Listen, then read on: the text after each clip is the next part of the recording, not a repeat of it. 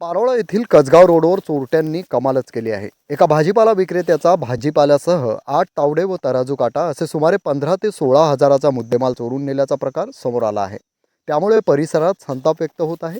योगेश भगवान महाजन हे गेल्या 15 वर्षांपासून भाजीपाला विक्री व्यवसाय करत असून काही दिवसांपासून शहरातील कसगाव रस्त्यालगत बाबूलाल पवार यांच्या दुकानाजवळ ते हातगाडीवर लिंबू, कोथिंबीर, अद्रक, लसूण, मठ असे विकून परिवाराचा उदरनिर्वाह भागवित आहेत.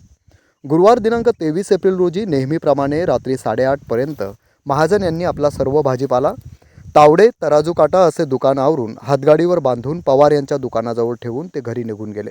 सकाळी 7 वाजता दुकान लावण्यासाठी ते आले असता त्या ठिकाणी त्यांना हातगाडी व्यतिरिक्त इतर काहीही आढळून आले नाही. त्यांनी तावडे, तराजू व भाजीपाल्याच्या आजूबाजूला शोध घेतला, मात्र ते मिळून न आल्याने घाबरले व त्यांनी तात्काळ पोलिसात धाव घेत याबाबत माहिती दिल्याने पोलिसांनी घटनास्थळी पाहणी केली असून तपास सुरू केला आहे. या प्रकरणी पोलिसात उशिरापर्यंत नोंद नव्हती.